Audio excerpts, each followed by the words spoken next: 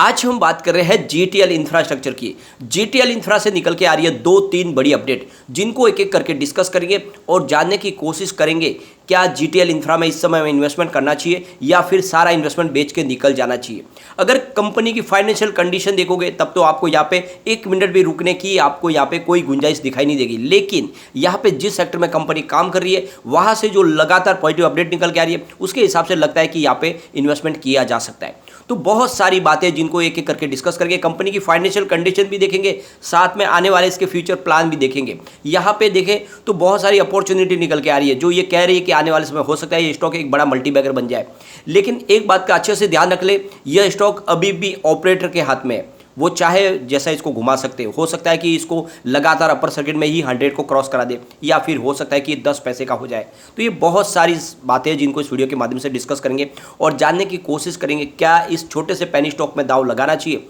वैसे तो कंपनी कारोबार कर रही है, क्योंकि बहुत सारी कंपनियां जो कारोबार बंद करके बैठ जाती है वैसी बात यहाँ पे है नहीं, और सरकार ने भी अपनी तरफ से कोशिश जारी रखी हुई है कि जितनी भी टेलीकॉम संबंधित कंपनियां उनको सर्वाइव करने के लिए मौका दिया जाए, न कि वो डूबने दिया जाए उनको। तो ऐसे में आने वाले समय हो सकता है ये कंपनी आपके लिए एक जैकपॉट साबित हो सके। तो इन सारे सवालों के जवाब आप जानने की कोशिश करते हैं इस वीडियो के माध्यम से।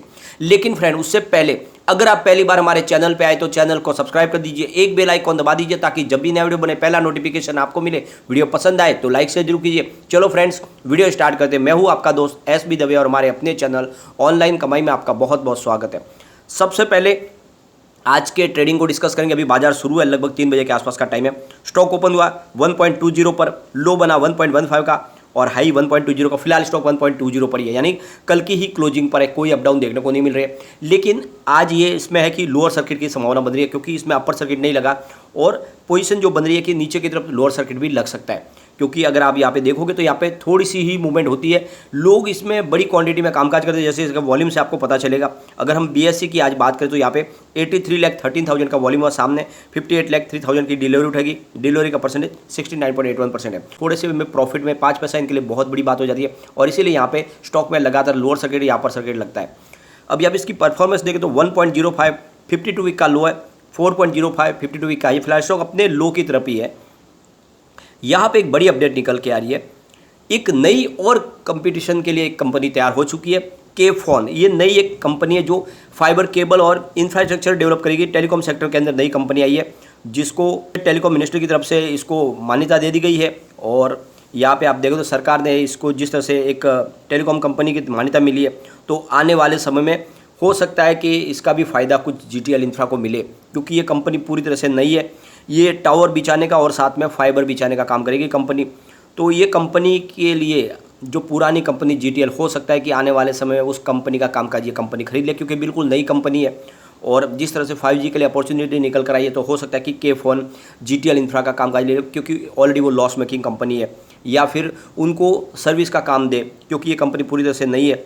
तो कुछ संभावना बन सकती है। ये बातें सिर्फ फिलहाल संभावना की है।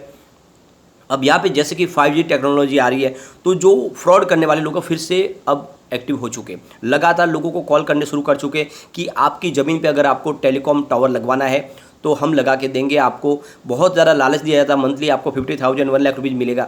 और इस चक्कर में जब फ्रॉड में लोग पड़ जाते हैं तो फिर उनके पास से लाइसेंस फीस, गवर्नमेंट को जो उसके टैक्स देना, ये और ये वो सब बातें करके उनके पास से 50,000 लाख रुपए ले लेते हैं, और वहाँ पे कोई टावर लगता नहीं। तो सरकार ने इसकी तरफ से अब जो है एक वार्निंग जारी की है कि आप इस ऐसे फ्रॉड में न फंसे, और अगर आपको टावर लगवाना भी है तो डायरेक्ट कंपनी से वहाँ पे कांटेक्ट कीजिए और वहीं से बातचीत करके कीजिए। किसी के टेलीफोन के बहकाव में आके ऐसे काम न करें, क्योंकि ये लगातार फ्रॉड होते हैं कि आपको लालच दिया जाता है कि आपको फ्रॉड जो है लगातार कॉल करते हैं और कहते हैं कि आपके ज़मीन पे हम टावर लगवाएंगे और आपको मंथली बहुत सारा पैसा मिलेगा। यहाँ तक कि लालच दिया जाता है कि आपके एक बंदे को हम परमानेंट जॉब पे भी रखेंगे। तो इस तरह से जो बातें होती है, ये सब फ्रॉड की बातें, इसमें आपको नहीं फंसना है।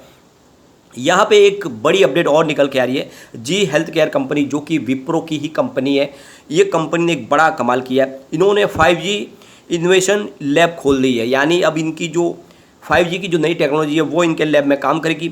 यानी जो अब बहुत सारी जो क्रिटिकल ऑपरेशंस वगैरह है वो सब 5G के दम पे होंगे, जैसे कि डायग्नोसिस है, थेरेपी है, वो सारी की सारी अब जो ये प्रोसेस होंगे वो 5G के हिसाब से होंगे। अब आप देख सकते हो कि 5G की स्पीड तो कितनी ज़्यादा है।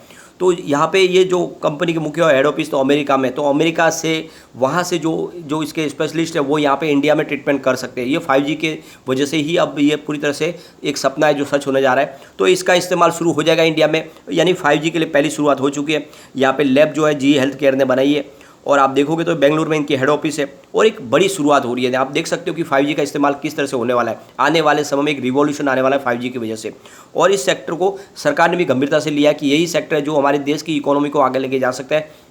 जितने भी, चाहे एग्रीकल्चर में हो या फिर हेल्थ केयर सेक्टर में हो या फिर और भी किसी इन्वेस्टमेंट सेक्टर में हो, कॉर्पोरेट सेक्टर में हो, हर जगह पे अब 5G के दम पे ही काम आगे बढ़ने वाला। आने वाले समय आप देखेंगे तो सारा का सारा कामकाज भी टोटल वर्चुअली तरीके से ही होगा। आप देख रहे होंगे मीटिंग भी सब वर्चुअली होती है, वर्क फ्रॉम होम शुरू हो चुके। तो आने वाले समय में जो मैन पावर नहीं होगा बल्कि आप देखोगे तो टेक्नोलॉजी ही काम करेगी, और ऐसे में लोग इसके ऊपर डिपेंडेंट होने वाले आने वाले समय, और इसी वजह से आप देख सकते हो कि बहुत सारे बेनिफिट मिलने वाले हैं।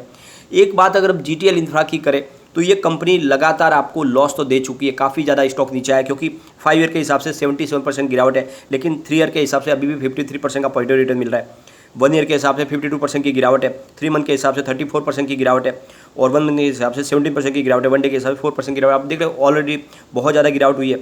अब कंपनी अपना Q1 का रिजल्ट पेश करने वाली है। इन्होंने अपनी ट्रेडिंग विंडो बंद कर दी है, क्योंकि इनसाइडर ट्रेडिंग के लिए विंडो बंद कर दी जाती है ताकि जो भी कंपनी से संबंधित लोग हैं वो इसका कोई मिसयूज न कर ले।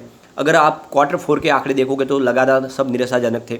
रेवेन्यू इनका 366 करोड़ भी निकल कर आया, जहाँ पे 1.40% की ईयर ऑन द बेसिस पे गिरावट देखने को मिली थी। नेट इनकम इनकी 853.48 करोड़ माइनस में थी, यानी लगभग 850 करोड़ बीच का इनको इनकम में लॉस हुआ था। 25% की ईयर ऑन द बेसिस पे यहाँ पर भी गिरावट देखने को मिली।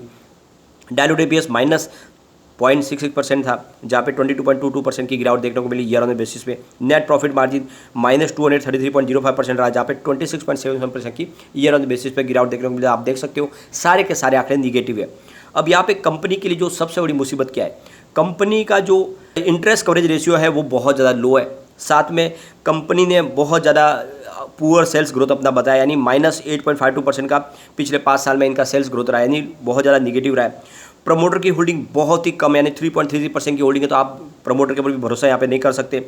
साथ में इनकी जो लाइबिलिटीज है वो लगातार बनी हुई है, यानी 1487.5 करोड़ रुपये की लाइबिलिटीज है।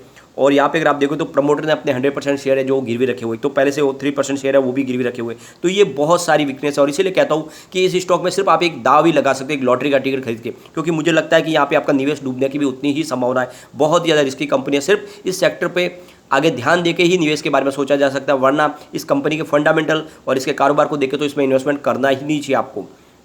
यहाँ पे अगर हम इनके सेल को देखें तो इसमें थोड़ी सी पॉजिटिव बातें दिखाई देती है कि इसका सेल थोड़ा बड़ा है, यानी जून 2021 में 362 करोड़ रुपये का इनका सेल था, सितंबर 2021 में बढ़ के 364 करोड़ रुपये तक पहुँचा, दिसंबर 2021 में वो 371 करोड़ रुपये तक पहुँचा, लेकिन मार्च में फिर से थोड़ी सी कमी आई और 366 करोड़ रुपये का इनको सेल हुआ।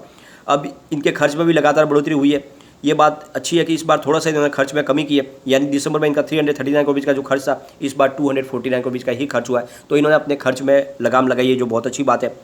और एक अच्छी बात इनके लिए ऑपरेटिंग प्रॉफिट जो है इनका अच्छा खासा बढ़ा है। आप देख सकते हो कि दिसंबर क्वार्टर में 32 करोड़ का जो ऑपरेटिंग प्रॉफिट था वो 118 करोड़ तक पहुंचा, तो ज़बरदस्त बढ़ोतरी हुई है ऑपरेटिंग प्रॉफिट में। लेकिन अब आप देखोगे तो इनकी जो अदर इनकम है वहाँ पे इनको बड़ा लॉस हो गया इस बार। जो भी दूसरी कंपनी के एक्स्ट्रा जो लॉस हुआ, हो सकता है कि ये लॉस जो पिछली बार इनके जो बहुत सारे टावर है जो गायब हो गए उसको भी इन्होंने ऐड किया, उसमें जोड़ा हो। लेकिन जो भी है ये सारा का सारा जो लॉस की वजह बनी है 657 करोड़ रुपये की अदर इनकम जो माइनस में बनी है, और इसी वजह से आफ्टर टैक्स इनका जो बना है वो 853 करोड़ रुपये माइनस में, यानी 850 करोड़ रुपये का जो बड़ा लॉस हुआ है उसके पीछे वजह बनी है इनकी अदर इनकम में जो माइनस में बनी है। बाकी कंपनी की ऑपरेटिंग प्रॉफिट में तो ऑलरेडी कम तेजी आई है, तो ओवरऑल कंपनी लॉस में तो है, लेकिन इस बार जो बड़ा लॉस हुआ उसके पीछे वजह है अदर इनकम में बड़ा इनको लॉस होना। अब यहाँ पे इनके कंपाउंडेड सेल्स ग्रोथ की बात करें तो 10 साल के हिसाब से 10% अप है, 5 ईयर के हिसाब से -9% है, 3 ईयर के हिसाब से -1% है, और इस प्रेजेंट ईयर के हिसाब से 4% अप है। अब कंपाउंडेड प्रॉफिट ग्रोथ की बात करें तो 10 ईयर के हिसाब से आपको अप डाउन देखने को नहीं मिलेगा। 5 ईयर के हिसाब से -2% है, 3 ईयर के हिसाब से 5% अप है, और TTM आपका -9% दिखाई देगा। तो आप देख सकते हो कि इतने कोई शानदार आंकड़े नहीं है।